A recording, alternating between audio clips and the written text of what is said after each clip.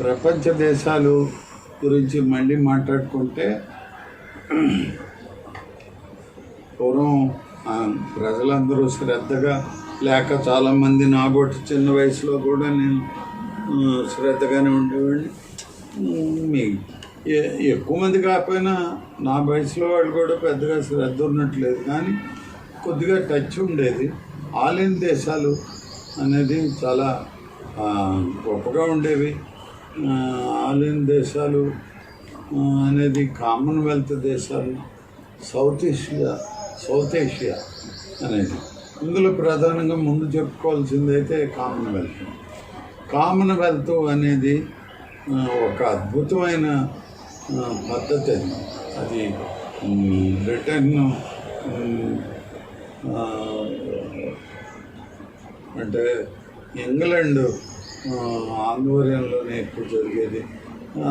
అందరూ చాలా శ్రద్ధగా అందరికీ కలిపి ఇబ్బందులు రాకుండా కామన్వెల్త్ దేశాల్లో సభ్యత్వం ఉన్న దేశాలు కాపాడుకోవడం అనేది ప్రధాన ప్రక్రియ.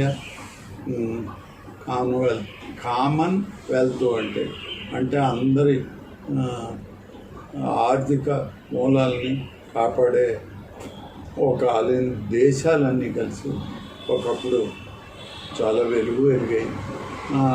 అది రాను కామన్వెల్త్ నెమ్మదిగా వెనక్కి వెళ్ళిపోయి ఏవో G7 G20 అంటూ కొత్తవి ఏవో పేర్లు పెట్టుకుంటున్నారు. అప్పటికప్పుడే అయ్యి ఉంటాయి ఇవి. మళ్ళీ వాళ్ళు విడిపోవచ్చు, వాళ్ళలో డిఫరెంట్ ఒపీనియన్ ఉండొచ్చు. మాటకి ఇప్పుడు G20 ఏదో G7 వాటిల్లో చైనా ఉంది. చైనా పాకిస్తాన్ని కూడా అందులోకి తీసుకురావడానికి ప్రయత్నిస్తోందని మనకి వార్తల్లో వస్తూ ఉంటాయి. ఇలాగే రాజకీయాలతో ముడెట్టుకొని ఒకళ్ళనొకడు లోపల ద్వేషించుకుంటూ పైకి ఉంటున్నవి ఇప్పుడు జరుగుతున్నది. అంటే అప్పటికప్పుడు అవసరాలు తీర్చుకోవడానికి ఉన్నాయి తప్ప ఆలిన్ అది కామన్వెల్త్ దేశం అది కాదు. అది ఆవేళ అది కొంతకాలం నడిచింది, అది వెనక్కి వెళ్ళిపోయింది.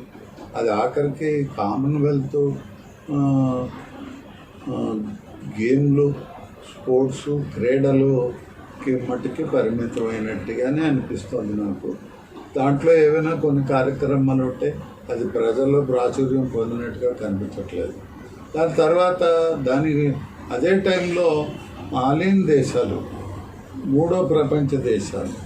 అంటే అర్థం ఏంటంటే ఒకటి అమెరికాని వెనకాతలు ఉన్న దేశాలు, ఇటు రష్యాకున్న దేశాలు. అంటే 2 వర్గాలు. ఈ 2 వర్గాల్లోనూ మాకు సంబంధం లేదు బాబు, మేము వేరేగా గొడవలు ఇష్టం లేదు, మాకు ఎవరితోటి పేచి మాకు యుద్ధాలు వద్దు అన్నదే ఆలిన్ దేశాల అభిప్రాయం. అది నాకు గుర్తున్నంత మట్టుకి నాజరు, ఈజిప్ట్ అనుకుంటాను, సూడాన్ కూడా ప్రధానమైన పాత్ర పోషించింది. నెహ్రూ గారు కూడా ఆలిన్ దేశాలు వీలైనంత వరకు ఆలిన్ దేశాల ప్రభావం చాలా గట్టిగా ఉండేది. వాళ్ళు ఎవరితోటి గొడవలు పెట్టరు, 2 అగ్రరాజ్యాలు మధ్యలో వాళ్ళు ఇరుక్కోరు.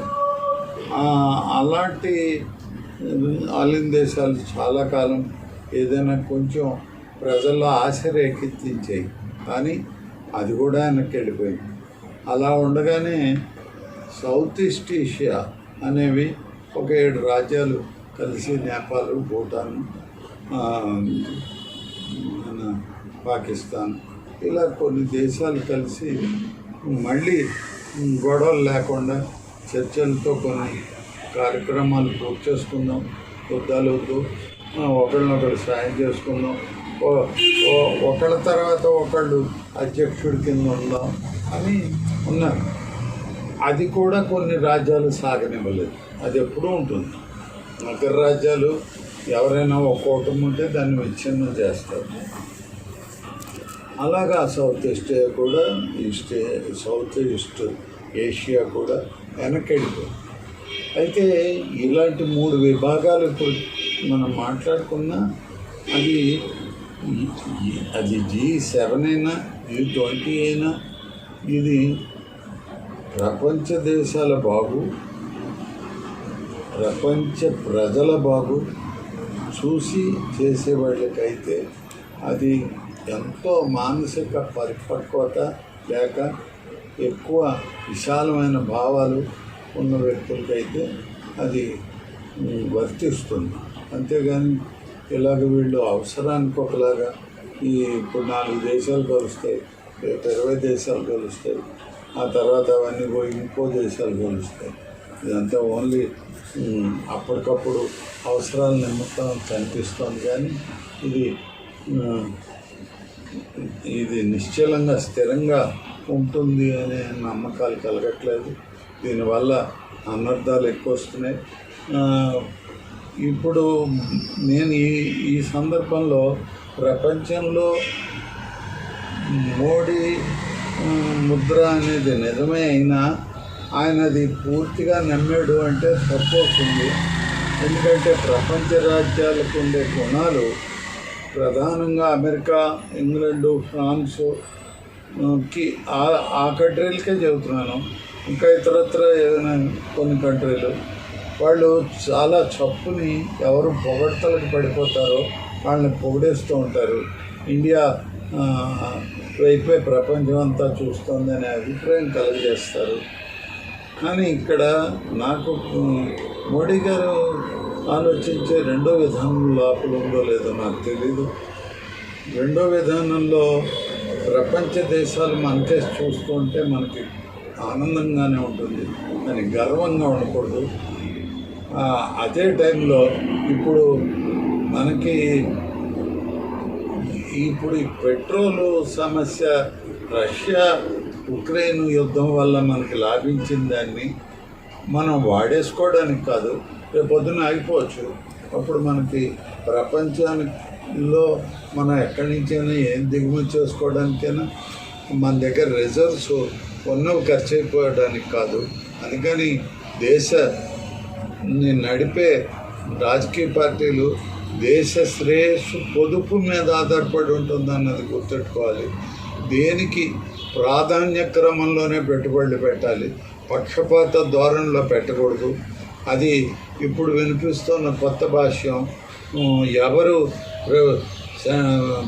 కేంద్ర ప్రభుత్వానికి వ్యతిరేకంగా ఉంటాయో ఆ రాష్ట్రాలకి సాయాలు తగ్గించి వాళ్ళ పాలిత ప్రాంతాలకు ఎక్కువ సాయాలు చేసుకుంటున్నారని గొడవలు ఏవో బయటకు వస్తున్నాయి.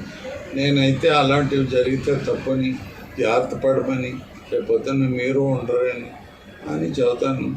అది కాకపోయినా దక్షిణ ఉత్తర భారతదేశాలు రెండు కూడా విడి అని అనే అభిప్రాయాన్ని కలగజేయడం చాలా తప్పు. నాకు ఇక్కడ ఒక్క మాట నేను ఖచ్చితంగా చెప్పగలను. నేను చూసినంత మేరకే ఎప్పుడో 60 ఏళ్ళు బట్టి చూస్తున్నదే చెబుతున్నాను. ఏ రకమైనటువంటి యుద్ధాలు కానీ సమస్యలు కానీ ఏవో వచ్చినా ముందు ఉత్తర భారతం మీదకే వస్తున్నాయి, అంతేగాని దక్షిణ భారతం మీదకి రావు. అన్ని కష్టాలు ఏవైనా కార్యక్రమాలు ఉత్తర భారతంలోనే ఎక్కువ జరుగుతున్నాయి.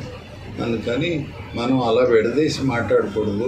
ఒకవేళ ఆ రకమైన పక్షపాతం చేసి పక్షపాత ధోరణిలో కేంద్ర ప్రభుత్వాలు దక్షిణాదిని ఎక్కువ ఇబ్బందికర పరిస్థితులు గెంటితే అది వాళ్ళకే పెడిసి కొడుతుందని, చాలా ఇబ్బందులు పాలవుతుందని దేశం.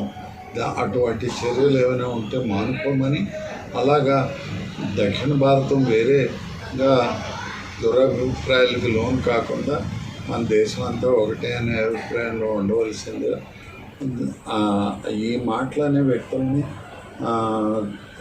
అన్ని రాష్ట్రాలని సమదృష్టితో చూడని ప్రభుత్వాన్ని జాగ్రత్తలు వహించమని కోరుతున్నాను.